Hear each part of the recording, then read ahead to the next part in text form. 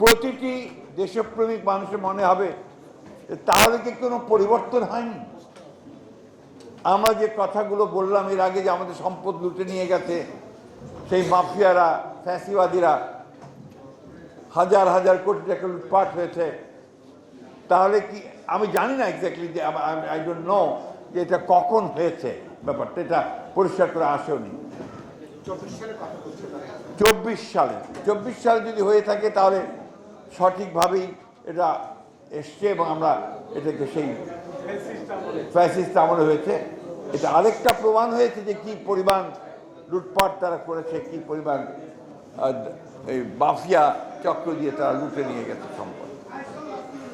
এই বিষয়গুলোই আমাদের কাছে খুব জরুরি। আজকে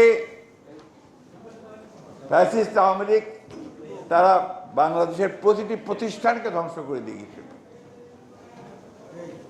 তারা নির্বাচন ব্যবস্থা, রাষ্ট্রীয় কাঠামো, বিচার ব্যবস্থা,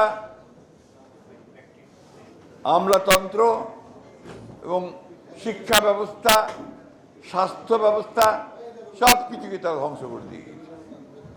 আজকে চেষ্টা করা হচ্ছে এগুলোকে আবার একটা জায়গায় নিয়ে আসার জন্য। আমরা আশা করি যে অন্তর্বর্তীকালীন সরকার তারা কাজ শুরু করেছেন, নিঃসন্দেহে তারা ইতিমধ্যে অনেক কাজ করেছেন এবং ভালো কাজ করছেন, আমাদেরকে পথ দেখাচ্ছেন। আমরা আশা করব যে আমরা সমস্ত রাজনৈতিক দলগুলো যারা ফ্যাসিবাদ বিরোধী, আমরা সবাই একজোট হয়ে একসাথে আমরা তাদেরকে সহযোগিতা করব এবং আমাদের যে লক্ষ্য, অর্থাৎ একটি সত্যিকার অর্থেই একটি গণতান্ত্রিক রাষ্ট্র ব্যবস্থা, একটি গণতান্ত্রিক রাষ্ট্র, সেই জায়গায় গিয়ে আমরা পৌঁছতে পারব। আমি বাংলাদেশ বিপ্লবী ওয়ার্কার্স পার্টিকে আন্তরিকভাবে ধন্যবাদ এবং কৃতজ্ঞতা জানাই যে তারা সব সময় এই ফ্যাসিবাদের বিরুদ্ধে তারা দাঁড়িয়েছেন, সংগ্রাম করেছেন, আহত হয়েছেন এবং জনগণের সঙ্গে থেকে তারা কাজ করেছেন। আমার ধন্যবাদ জানাই এই জন্যে যে এখনও তারা এই রাষ্ট্রকে গঠন করবার জন্যে যে মূল্যবান জনমত তৈরি করবার চেষ্টা করছেন।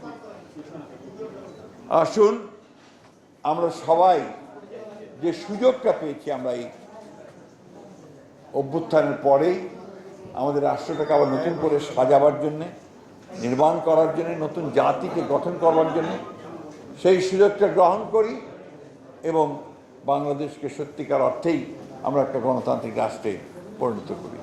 আপনাদের সকলকে আন্তরিক ধন্যবাদ এবং কৃতজ্ঞতা, বিশেষ করে বাংলাদেশ ওয়ার্কার্স পার্টির সভাপতি সাইফুল ভাইকে আমার দলের পক্ষ থেকে, আমার চেয়ারপারসন দেশনেত্রী বেগম খালেদা জিয়ার পক্ষ থেকে, ভারপ্রাপ্ত চেয়ারম্যান জনাব তারেক রহমানের পক্ষ থেকে আন্তরিক শুভেচ্ছা ও অভিনন্দন জানাচ্ছি।